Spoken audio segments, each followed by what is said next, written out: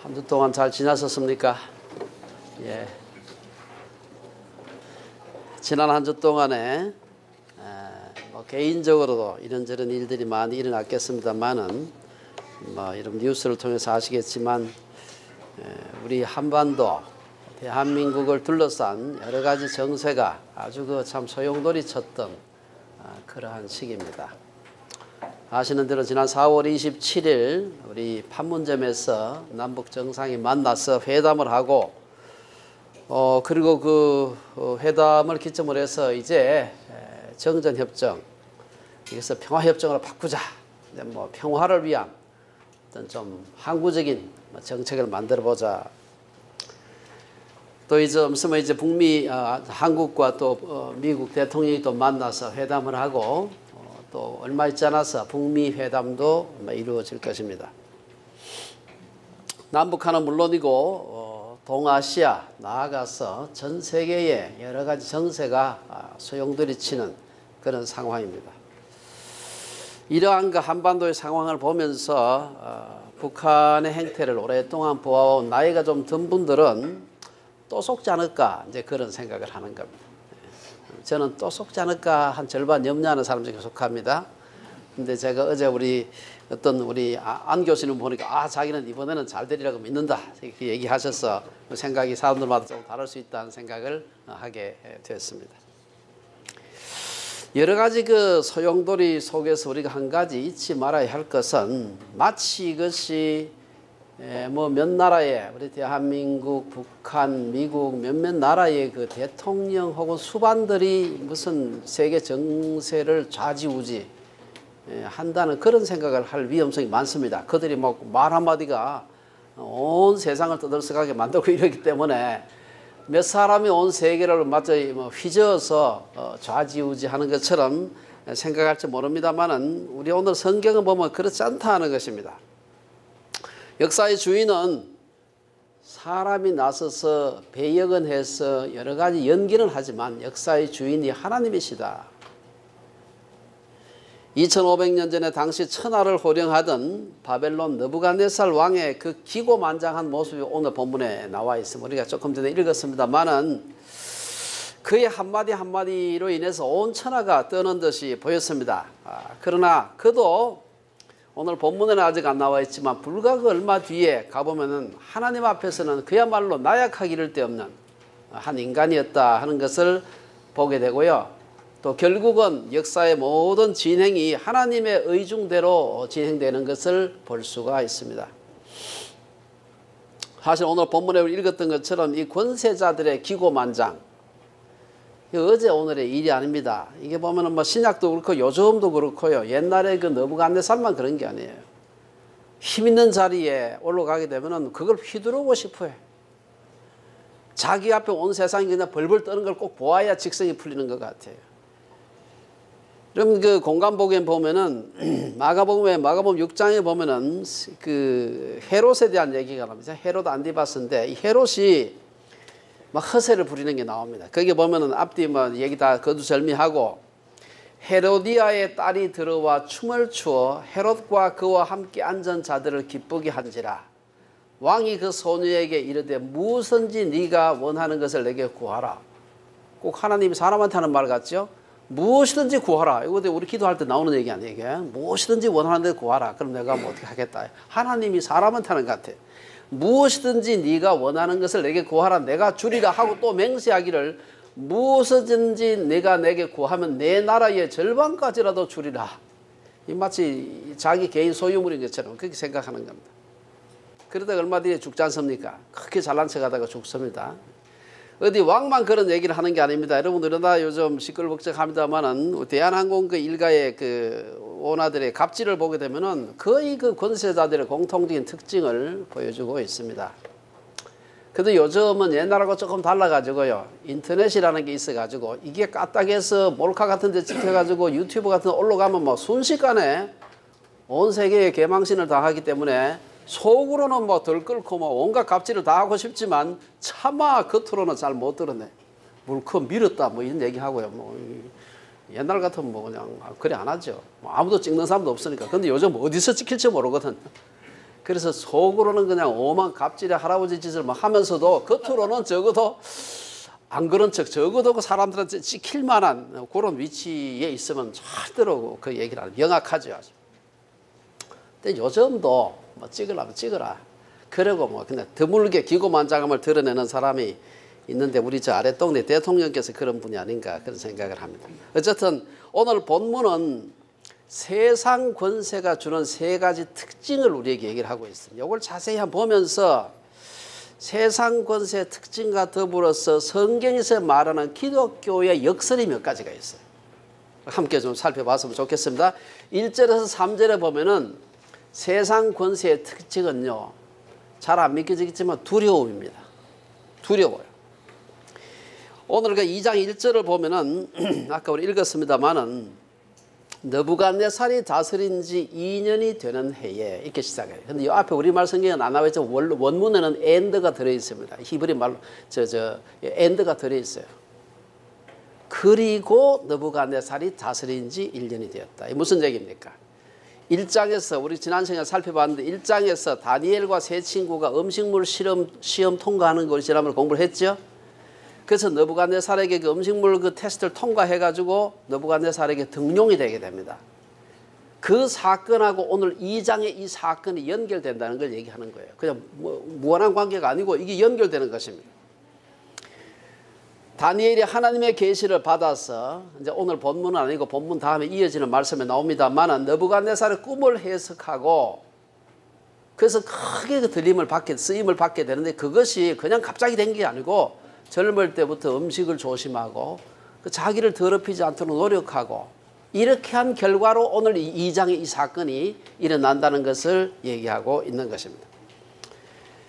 그래서 우리가 오늘 본문을 살펴보기 전에 잠깐 한번 연대를 좀 살펴보는 게 필요합니다. 다니엘서 1장 1절에 보면은 우리 지지난 시간에 살펴봤습니다만 보면은 유다 왕 여호야김이 다스린 지 3년이 되는 해에 바벨론 왕 느부갓네살이 예루살렘에 이르러 성을 에워쌌다. 이렇게 되어 있어요.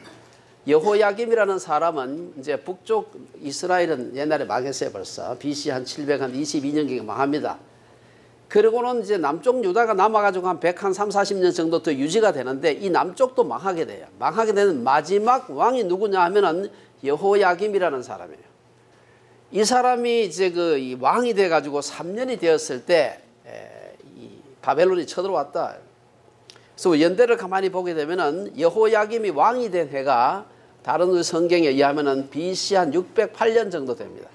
이건 상당히 정확하게 이 연대가 대충 나와 있어요. BC 608년. 그리고 여호야김이 왕이 된 지 3년이 되던 때에 느부갓네살이 쳐들어왔다 하니까 쳐들어온 것은 이제 1차 쳐들어온 것은 605년이에요. 그리고 2장 1절 오늘 읽었습니다만 2장 1절에서 느부갓네살이 다스린 지 2년이 되는 해에 이렇기 때문에 느부갓네살이 그 꿈을 꾼 거는 BC 한 604년 정도라 이렇게 생각하시면 됩니다. 그리고는 그로부터 한 7, 80년도 지나가지고 이 다니엘이라고 하는 성경이 기록됩니다. 이때 다니엘이 물론 잡혀갔을 때 다니엘은 BC 605년에 그 1차 침공 때 잡혀갔다고 지금 생각하고 있는데 그로부터 한 75년 정도 지나가지고 다니엘이 거의 아마 80대 중반 90세 가까이 되었을 때 이 다니엘서를 기록하게 됩니다. 그게 대충 BC 한 530년경이다 이렇게 생각하시면 이건 정확하지 않습니다만 대략 한 BC 한 530년경이다. 그렇기 때문에 오래전에 수십 년 전에 자기가 소시적에 예루살렘에서 포로로 잡혀왔을 때 그때 당했던 일을 여러 해가 지난 뒤에 돌아보면서 그때 일을 지금 여기다 다니엘서에 기록해 놓았다. 이렇게 생각하시면서 오늘 본문을 살펴보면 좋겠습니다. 오늘 본문의 내용은 느부갓네살의 꿈 얘기입니다. 여러분 아시다시피 히브리인들 사고에 의하면 많은 고대인들의 사고도 마찬가지입니다만 꿈은 하나님의 혹은 신의 계시의 통로가 될 수 있다. 그 생각을 하고 있습니다. 하나님은 자신의 뜻을 꿈을 통해서 전달하는 경우가 있습니다. 우리 성경에 보면은 창세기에 보면은 요셉도 이 야곱의 아들 요셉도 꿈을 통해서 하나님 뜻을 알게 됩니다. 나중에 예수님도 그 수태고지 그 천사로부터 아들을 낳을 것이다 라는 수태고지를 받게 되는데 그것도 꿈을 통해서 세례 요한의 탄생도 꿈을 통해서 예언을 받게 되고요. 그리고 헤롯에게로 돌아가지 마라. 동방 박사들의 그 길 지시도 꿈을 통해서 이루어지는 것을 볼 수가 있습니다. 성경에서는 꿈을 통한 하나님의 계시를 자주 우리가 볼 수가 있는데요. 그렇다고 모든 꿈이 계시다 이렇게 생각하면 안 돼요. 아무 꿈도 꾸놔놓고는 막 계시다 이러면 안 됩니다. 개꿈도 있고요. 엉터리 꿈도 있고 예언적인 꿈도 있고 좀 계시적인 그런 꿈도 있습니다. 아마 너부갓네살이 그때만 꿈을 꾼 것은 아니라고 생각이 됩니다만은 수많은 다른 꿈도 꿨지만 그때 꿈은 이게 뭔가 심상치 않은 꿈이다. 그래서 오늘 이 사건이 일어나게 되는 걸 볼 수가 있습니다. 그래서 2절에 보면은 너부갓네살은 그의 꿈을 자기에게 알려주도록 박수와 술객과 점쟁이와 갈대아 술사들을 불렀다. 요새 같으면 할리우드 학자들을 다 부른 겁니다. 이제 온갖 종류의 학자들 다 당시에 바벨론에서 가장 똑똑하다고 생각하는 사람들을 불러가지고 내 꿈을 해석하라. 3절에 보면은 그들에게 내가 꿈을 꾸고 그 꿈을 알고자 하여 마음이 번민했다는 말은 괴롭다는 겁니다. 불안하고 괴롭다는 겁니다. 조금 다르게 말하면 두려운 겁니다. 이게 도대체 뭔가 이게 심상치 않은 일이 일어날 것 같은데 도무지 해석할 수가 없어. 세상 권세의 특징, 첫 번째 특징은 두려움, 불안입니다. 천하에 무서울 것이 없는 듯이 보이는 너부갓네살이 두려움에 휩싸였다. 2절, 3절에 보면 두 번이나 나옵니다. 2절에도 보면 마음이 번민하여 잠을 이루지 못했다. 여러분 잠자다가 무서운 꿈 꾸면 나머지 그는 밤 꼬박 새는 경우가 있습니다. 무서워가지고 잠 또 들면 또 그 꿈 꿀까봐 싶어가지고 잠을 들 수가 없는 거예요. 3절에도 보면 왕이 꿈을 꾼 후에 마음이 번민했다. 너부갓네살이 그 갈대아 여러 학사들을 불러놔놓고 내 꿈을 해석하라. 꿈 얘기는 안 하고 니들이 내 꿈 꾼 것까지 다 얘기를 하고 난 뒤에 그 꿈에 대한 해석을 하라. 이게 아마 너부갓네살이 몰라가 자기도 자기 꿈 꾸놓고 잊어버릴 때 있죠. 뒤숭숭해가지고 잊어버릴 때 있습니다만 잊어버리는 게 그랬을까? 그건 아닌 것 같아요. 자기는 분명히 기억을 하는데 내가 어떤 꿈을 꾸었는지 맞추지 못하는 사람이 내놓는 해몽을 내가 어떻게 믿겠느냐. 자기는 기억하면서 술사들이 정확하게 자기 꿈을 맞출 수 있나 없나를 갖다가 지금 여기서 시험하고 있다 이렇게 볼 수가 있습니다. 많은 사람들이 힘이 있고 재산이 많고 높은 자리에 오르면 세상에 두려울 것이 없다고 생각하는데 이건 전혀 그렇지 않아요. 제가 아주 높은 자리에 올라보지 않아서 모르지만 제 주변에 높은 자리에 앉아있는 사람들 보니까 그렇더라고요. 권세자들은 보통 사람보다도 훨씬 더 두려워합니다. 많은 사람을 죽인 독재자일수록 광포한 독재자일수록 더욱더 두려워합니다. 자신도 언제 누구에게 죽음을 당할지 모른다고 생각하기 때문입니다. 많은 경우에 광포함은 사람들을 막 국왕이 돼가지고 막 죽이고 감옥에 쳐넣고 고문하고 이런 사람들은요 대부분 두려움에서 시작합니다. 저놈 살려놨다가 내가 어떻게 되겠지. 여러분 조선 그 역사에서 보면은 세조의 그 얼마나 잔인합니까, 여러분. 연산군의 광포함, 자신이 언제 죽을지도 모른다는 두려움에서 시작된 것입니다. 헤롯이 왜 세례 요한을 죽였습니까? 자꾸 바른 소리 하니까 두려운 겁니다. 그래가지고 죽인 거예요. 오늘 그 마태복음 14장에 보면은 무리가 그를 선지자로 여김으로 그들을 무리와 더불어서 세례 요한을 두려워했다. 성경에 딱 나옵니다. 지난 4월 27일 남북 정상회담을 보면서 여러분 혹시 그 신문에 조금 자세히 보셨는지 모르겠어요. 거기 보면 저는 다른 거는 별로 눈에 안 띄고 김정은 위원장이 호위하는 것을 제가 자세히 좀 봤습니다. 보도한 걸 가만히 보게 되면은 미리 와서 회담장에 와서 분무기로 어떤 분무기인지 뭐 씩씩하는 뭐 그런 건지 모르겠지만 분무기로 소독약 뿌리고요.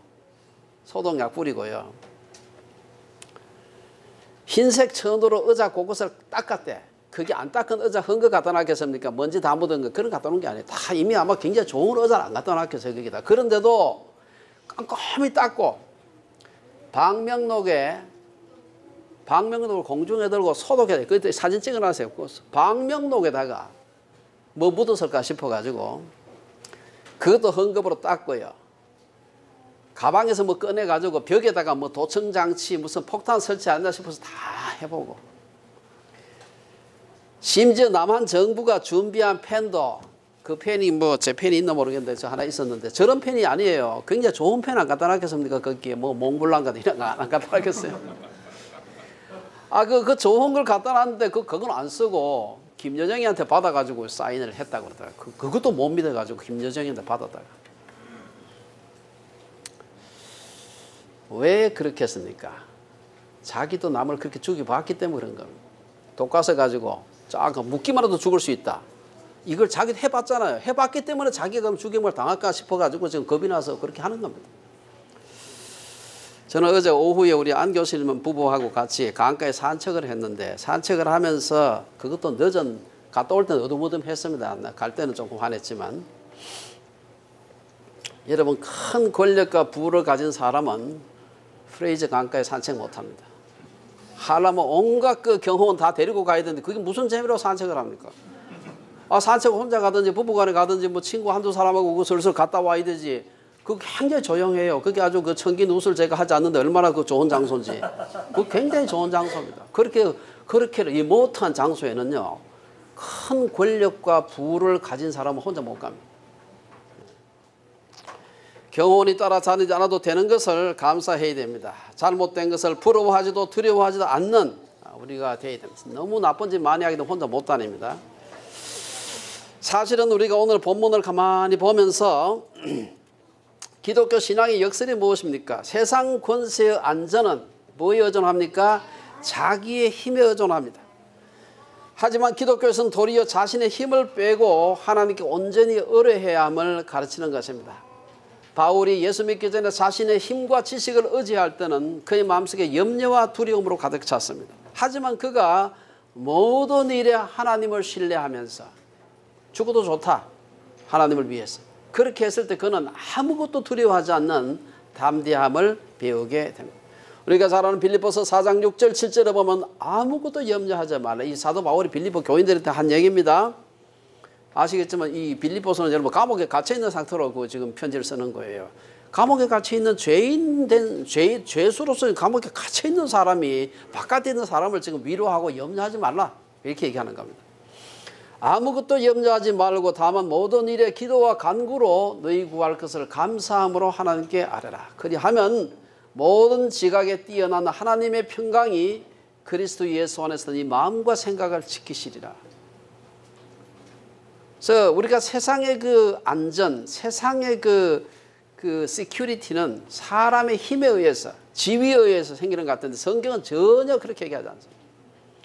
두 번째 권세의 특징이 뭡니까? 무력함입니다. 무력함. 4절에서 7절에 보면은 왕도 그 꿈이 무슨 뜻인지 모르겠고, 술사들 똑똑하다고 해서 월급 많이 주고 지금 채용하고 있는데 이 사람들 보니까 뭐 도대체 내가 무슨 꿈이냐 맞추라니까 그거 얼마나 많았겠습니까? 하나도 맞출 수가 없어. 그러니까 그것도 못 맞추는 저 사람들의 해몽을 내가 어떻게 믿겠나? 무력한 것이죠. 갈대아 술사들은 왕이여 만수무강하소서 하면서 꿈을 해석해 드릴 테니 어서 꿈 좀 말해 주시오. 권력자 주변으로 이렇게 아부하는 사람들이 많습니다. 느부갓네살 역시 잠시 등장했다가 사라질 불안정한 세상의 군왕에 불과하지만 술사들은 만수무강을 기원합니다. 왕이 지금은 많은 신하들의 추앙을 받고 있는 듯 하지만 그는 자기 꿈을 하나 해석할 수가 없어요. 느부갓네살만 그런 것이 아니라 술사들도 그런 것입니다. 그래서 권력자의 두 번째, 세상 권세의 두 번째 비애는 무력함입니다. 되게 힘이 센 것 같은데 가만히 보면 힘이 하나도 없는 것입니다. 바벨론 제국에서 가장 많은 공부를 했던 점성술사들, 그 학사들이었을 겁니다. 바벨론은 아시겠지만 점성술로 아주 유명했습니다. 요즘으로 말하면 최고의 과학자들이었을 것입니다. 평소에 그들은 왕을 가까이 모시면서 왕이 뭐 그때만 꿈을 꿨겠습니까? 꿈을 꿀 때마다 이런저런 아마 해석을 했고 그 중에는 맞는 것도 있었을 테고 틀리는 것도 막 있었을 것입니다. 그래서 왕이 꿈으로 인해서 번민한다고 하자 왕이 꿈의 내용을 얘기해 주면, 지금까지 그랬던 것처럼 얘기해 주시면 우리가 알아서 그 매뉴얼에 따라서 꿈을 해석해 드리겠습니다.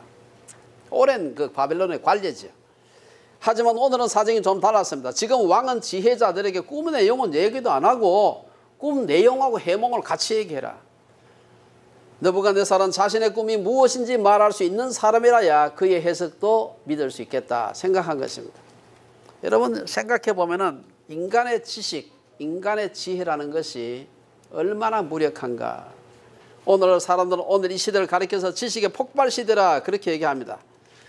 물론 굉장히 많은 지식이 과거에 비해서는 쌓여 있지만 도대체 인간의 지식이라는 게 무엇인가? 고대인들에 비해서는 많은 지식을 갖고 있지만 여전히 인간은 매우 지적으로 제한되어 있습니다. 도대체 생명이 무엇인지 생명 현상을 설명하지 못합니다. 우주는 무엇으로 이루어져 있고 얼마나 큰지 끝이 있는지 없는지 도대체 우리가 알 수가 없는 것입니다. 우주를 공부하면 할수록 천문학이 발달하면 할수록 인간이 점점 축소되는 것 같아요. 옛날에는 우주가 큰지를 몰랐습니다. 그냥 한 높이로 한 30km 올라가면 저 천장에 별이 붙어 있는 줄 알았어요. 근데 망원경을 가지고 가만히 조사해보고 우주선을 쏘아보고 해보니까 우주가 상상도 할 수 큰 겁니다. 점점 인간이 작아지는 거, 축소되는 것입니다. 아직도 수많은 질병의 원인을 알 수가 없습니다. 고칠 수 없는 불치의 병이 얼마나 많은지 모릅니다. 인간은 되게 많이 아는 것 같지만 사실은 인간은 굉장히 유한하고 무력한 존재인 것입니다. 그래서 느부갓네살이 술사들에게 내 꿈을 뭔지 알아맞히지 못하면 뭐라고 얘기합니까? 내가 몸을 쪼개겠다. 너희의 집을 거름더미로 만들겠다. 이거 얼마나 무서운 협박입니까? 그리고 말만 그렇게 하는 게 아니고 실제로 그렇게 할 수 있는 권력이 있는 사람이었어요. 그리고 맞추기만 하면은 선물과 상과 큰 영광을 주겠다. 그렇게 해본들 아는 게 없는데 어떻게 하겠습니까? 파워레스, 인간은 무력한 것입니다. 기독교 신앙의 역설은 무엇입니까? 약한 자들을 통해서 강한 자들을 부끄럽게 하시는 것이 하나님의 역설, 기독교적인 역설입니다. 고린도전서 1장 27절에 보면은 그러나 하나님께서 세상에 미련한 것들을 택하셔 지혜 있는 자들을 부끄럽게 하셨다. 세상에 약한 것들을 택하사 강한 것들을 부끄럽게 하셨다. 이 역설의 진리를 가장 잘 깨달았던 사람이 바로 사도 바울입니다. 그는 계속해서 고린도후서 12장에서 말하기를 이는 내 능력이 약한 데서 온전하여짐이라. 그 뒤에 보면 계속해서 12장 9절 10절에 그 10절 끝에 보면 내가 그리스도를 위하여 약한 것들과 능력과 궁핍과 박해와 곤고를 기뻐하노니 이는 내가 약한 그때에 강함이라. 세상의 상식은 강할 때 강한 것이지 어떻게 약할 때 강하냐. 말도 안 되는 얘기죠. 이게 성경이 말하는 우리에게 말하는 역설. 세 번째 권력의 특성은 야만성입니다. 8절 10절 그 다음에 12, 13절을 보면 그 얘기가 나오는데요. 말도 안 되는 느부갓네살의 요구지만 지혜자들은 이 꿈의 내용과 해석을 동시에 제시하지 못하면 모두 몰살당할 지금 위기에 처한 것입니다. 술사들은 왕이 꿈을 먼저 말해주면 몰라도 꿈 자체를 알게 하라는 것은 이 터무니없는 역사적으로 없던 일이다. 바벨론 역사건 이웃 역사에서 그런 일이 없었다. 그렇게 얘기합니다. 그래서 10절에 보면 한 목소리로 막 혼자만 얘기한 게 아닌 것 같아요. 술사가 모두가 다 세상에는 왕의 그 일을 보일 자가 한 사람도 없으므로 어떤 크고 권력 있는 왕이라도 이런 것으로 박수에게나 술객에게나 갈대아인들에게 물은 자가 없었다. 역사적으로 한 번도 없었다. 하지만 이 술사들의 얘기를 듣고는 그랬나 이렇게 한 게 아니고 느부갓네살은 더 화가 났어요. 왕은 이 술사들이 시간을 지연하려고 수작을 부리고 있구나. 그래서 9절에서 왕은 말하기를 너희가 만일 이 꿈을 내게 알게 하지 아니하면 너희를 처치할 법이 오직 하나이니 이는 너희가 거짓말과 망령된 말을 내 앞에서 꾸며 말하여 때가 변하기를. 근데 왕이 좀 화가 가라앉아서 죽이지 않을 때까지 기다리려고 하는 것이다. 그래서 12절에 보면 진노해서 왕은 진노하고 통분하여 바벨론의 모든 지혜자들을 다 죽이라 이렇게 명령하게 됩니다. 우리 잘 아는 그런 얘기입니다. 왕이 그 명령을 내리게 되니까 문제는 거기에 와서 지금 아부를 하고 있는 그 갈대아 그 술사들만 죽게 생긴 게 아니라 그 술사들의 그룹에 들어가 있는 다니엘과 세 친구도 다 죽게 생긴 것입니다. 오늘 이것은 바벨론 왕의 야만성을 나타냅니다. 왕이 기분이 나쁠 경우에는 인간의 생명은 보잘것없고 하찮은 것이 될 수밖에 없었습니다. 거대하고 화려한 바벨론 제국의 이면에 있는 바벨론 권력자의 야만성과 폭력성을 보여주는 것입니다. 바벨론의 느부갓네살 같지 않아도 저는 지난번에 그 뭡니까 대한항공의 그걸 보면서 사실 그게 방법이 다르 정신이 똑같은 거예요. 그게 사람을 향해서 멀쩡하게 앉아서 비즈니스 토크하고 있는데 가서 컵을, 이게 플라스틱 컵도 아닐 거야. 유리 컵 아니겠습니까? 그걸 던지는 건 굉장히 위험할 수 있는 것입니다. 사실은. 세상 권력의 세 번째 특성은 야만성입니다. 느부갓네살은 도무지 인간으로서는 불가능한 일을 하라고 술사들을 강요하고 만약에 못하면 죽이겠다. 하지만 왕이 명령하는 그 일은 아무리 상을 많이 준다고 해도 어느 누구도 행할 수 있는 그런 일이 아니었습니다. 억지를 부리는 것이죠. 11절에 보면 왕께서 물으신 것은 어려운 일이라 육체와 함께 살지 아니하는 신들 외에는 왕 앞에 그것을 보일 자가 없나이다. 정당하고 솔직한 답변이지만 폭력적이고 야만적인 왕을 설득시킬 수는 없었습니다. 이렇게 폭력적이고 야만적인 왕이라도 우리 성경은 뭐라고 얘기합니까? 왕이 폭력적이기 때문에 하나님이 겁냈다. 그렇지 않아요. 여기 아주 중요한 역설이 있습니다. 다니엘서 4장에 보면 그렇게 기세등등하던 느부갓네살이 어떻게 왕위에서 쫓겨났는가. 다니엘서 4장에 보면 그 유명한 얘기가 나옵니다. 4장 31절에 보면 이 말이 아직도 나 왕의 입에 있을 때에 하늘에서 소리가 내려 이르되 느부갓네살 왕아 네게 말하노니 나라의 왕위가 네게서 떠났느니라. 이 말 한마디로 끝이에요. 사실은 그렇게 대단한 것 같고 온 천하가 자기의 것인 것처럼 떠들었는데 32절에 보면 네가 사람에게서 쫓겨나서 들짐승과 함께 살면서 소처럼 풀을 먹을 것이요 이와 같이 7대를 지내서 지극히 높으신 이가 사람의 나라를 다스리시며 자기의 뜻대로 그것을 누구에게든지 주시는 줄을 알기까지 이르리라. 그러자마자 그 바로 직후에 쫓겨나서 짐승처럼 풀 먹으면서 엉금엉금 기어다니면서 저도 풀을 좋아합니다만 채식을 좋아하는데 그런 정도가 아니에요. 짐승처럼 가가지고 그 대단하게 위세를 떨치던 왕이 가가지고 짐승처럼 엉금엉금 기어다니면서 그 비참한 꼴을 당한 것입니다. 아마 오늘 성경학자도 이게 아마 그 잠시 동안 정신병에 걸리지 않았나 지금 생각을 하고 있습니다. 사실 오늘 본문을 가만히 끝에 보면은 이 흥미로운 그 얘기가 나오고 있습니다. 이것은 기독교 신앙의 역설인데요. 사람이 그렇게 폭력을 휘두르고 잔인한 것 같아도 하나님 앞에서 너무나 작은 존재라는 것입니다. 내 왕위가 내게서 떠났다 하니까 끝이에요. 이게. 성경은 우리에게 뭐라고 얘기합니까? 모든 권세는 하나님으로 왔다. 사람이 자기 힘을 의지할지라도 걸음을 인도하시는 분은 하나님이시라. 이게 기독교 신앙의 역설입니다. 사람들에게 강하게 보이는 것은 잠시 잠깐일 뿐이고 정말 중요한 것은 하나님께서 함께 하시는 거라. 오늘 10절 11절에 보면은 이 뭐 꿈도 못 맞추는 이 어리석은 그 갈대아 술사들 같지만 그래도 그들 중에도 보면 꽤 괜찮은 신학이 있는 걸 볼 수가 있습니다. 10절 11절에 보면은 갈대아인들 술사와 지혜자들이 왕 앞에 사는 얘기가 있는데 도대체 그 꿈을 맞출 수 있는 사람은 사람이 맞출 수 있는 게 아니고 이것은 육체와 함께 살지 아니하는 신들 외에는 그 왕 앞에 그걸 보일 자가 없다. 주제 파악을 잘 하는 겁니다. 암만 해도 우리는 맞출 수가 없는 것이고 신들이나 맞출 수 있지 사람은 할 수가 없다. 바벨론 지혜자들은 이교도들이었지만 인간은 할 수가 없다. 바른 인간관, 인간의 유한함을 알고 있었습니다. 그들은 평소에 자신들이 누구보다 많은 지식을 가졌다고 자부하는 지혜자들이었지만 결국 왕의 요구에 대해서 인간 지식의 유한함을 알았습니다. 이것은 2500년 전 바벨론에서만 그랬던 것이 아니고 지금도 그렇습니다. 여러 해 전에, 오래전에 미래학자 중에 헬러스라고 하는 사람이 있었습니다.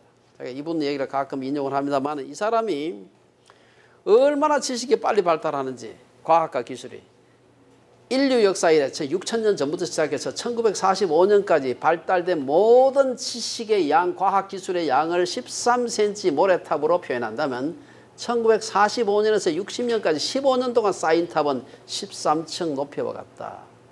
그런 얘기를 한대요. 이게 지식이 이렇게 생각하는 거예요. 그러면 1960년 이후로는 과학이 발달 안 했나요? 아닙니다. 엄청나게 발달했죠. 1945년에서 60년 사이에 물론 굉장한 일들이 많이 일어났습니다. 우리가 아는 대로 원자폭탄도 그때 등장을 하고요. 컴퓨터도 그때 등장을 하고 DNA 구조도 그때 알게 되고 뭐 스푸트니크 그 우주선도 1957년입니까? 그때 쏘리고 중요한 일들이 많이 일어났지만 그러나 그 뒤에도 계속 발달해서 그렇게 발달하는 것입니다. 지금 살아있는 과학자들의 모든 과학자들의 숫자는 6천년 인류 역사에서 살다가 죽은 모든 과학자들을 합친 것보다도 지금 살아있는 과학자가 많습니다. 얼마나 지식이 폭발합니까? 그럼에도 불구하고 정보와 지식이 넘쳐나는 지금도 여러분 우리가 느부갓네살을 꿈 못 꿨는지 알 수 있습니까? 모르는 겁니다. 지식이 아무리 많아져도 우리는 느부갓네살 왕의 꿈을 알아낼 수가 없는 것입니다. 인간은 유한하다. 바벨론 술사들은 두 번째 바른 신관을 가지고 있었습니다. 11절에 보면 육체와 함께 살지 아니하는 신들 외에는 왕 앞에 그걸 보일 적 없나이다. 하나님의 은밀한 일은 인간의 지혜로 알 수 있는 것이 아니라는 것입니다. 이후에 이 사실은 다니엘이 여호와 하나님을 증거하면서 다시 한번 다니엘서 2장 고리 밑에 가면 다시 나오는데 거기에 보면 2장 21절에 보면은 하나님은 때와 계절을 바꾸시며 왕들을 폐하시고 왕들을 세우시며 지혜자에게 지혜를 주시고 총명한 자에게 지식을 주시는도다. 그는 깊고 은밀한 일을 나타내시고 어두운 데 있는 것을 아시며 또 빛이 그와 함께 있도다. 등등. 하나님이 아는 것이지 사람은 알 수가 없다. 아무리 과학이 발달해도 지식이 증가해도 사람이 알 수 없는 지식이 존재하는 것입니다.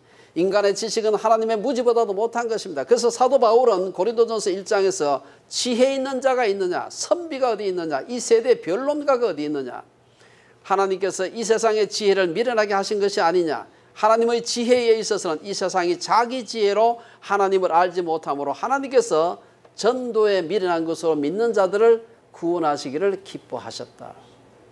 그 끝에 고린도전서 1장 25절에 보면은 바울은 하나님의 어리석음이 사람의 잘함보다 지혜롭고 하나님의 약하심이 사람보다 강하니라. 성령의 도움이 없이는 어느 누구도 하나님의 깊은 지혜와 말씀을 깨달을 수 없다는 것입니다. 그래서 예수님께서는 보혜사 성령이 오시면 우리들에게 하나님의 말씀을 기억나게 하시고 가르쳐 주실 것이라 그렇게 말씀하시는 것입니다. 결론적으로 오늘 본문은 세상 권력의 세 가지 특징을 보여주고 있습니다. 겉으로 보기에는 세상 권력은 강하고 지혜로운 것 같지만 오늘 본문은 그런 세상 권력의 본질은 두려움과 무력함과 그리고 잔인함이다. 세상은 권세자들의 횡포, 강자들의 지배, 적자들의 생존을 보장하는 것 같지만 오늘 본문은 세상은 하나님의 섭리 가운데 있다는 것을 보여주고 있습니다. 많이 안다고, 많이 배웠다고, 많이 가졌다고, 높은 데 올라갔다고 두려움이 없는 것이 아닙니다. 아는 것이 힘일 수도 있지만 모르는 것이 약일 수도 있는 것입니다. 우리를 두렵게 하는 것이 무엇인가? 기본적으로 인간은 시간 내적인 존재입니다. 미래를 알 수가 없고요.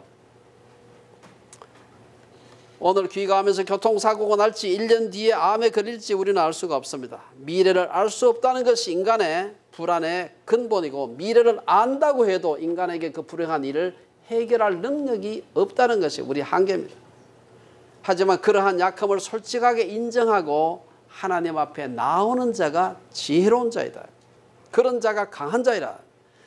그래서 사도 바울은 자신의 약함을 자랑한다 그랬습니다. 고린도전서 11장 30절에 내가 부득불 자랑할진데 딱 자랑할 게 한계가 있는데 옛날에는 자랑할 게 무지하게 많았습니다. 그런데 예수 믿고 보니까 자랑할 게 한계 있는데 약한 것을 자랑한다. 말이 앞뒤가 좀 옥시모론 같죠. 무슨 말의 모순어법 같아. 내가 약한 것을 자랑한다.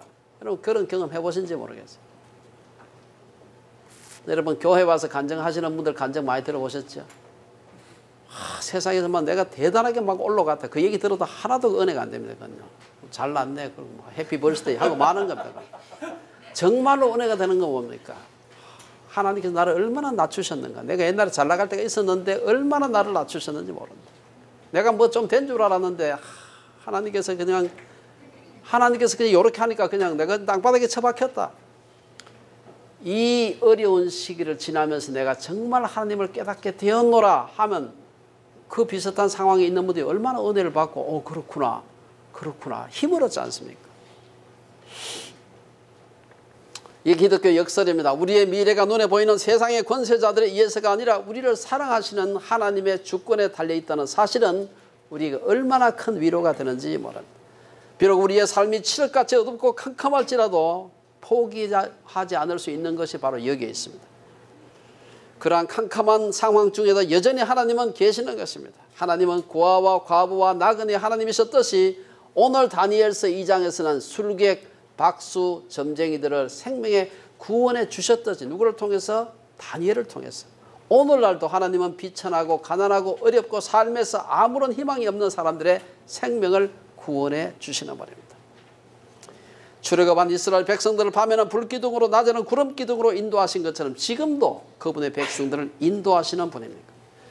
혹 건강의 어려움, 경제적인 어려움, 관계의 어려움, 불확실한 진로 때문에 미래 때문에 불안한 분들, 한 가지 우리가 기억할 것이 있습니다. 아무런 희망이 보이지 않는 캄캄한 인생의 상황에서도, 어디로 가야 할지 지척을 분간할 수 없는 상황에서도 하나님이 우리를 인도하신다는 사실입니다.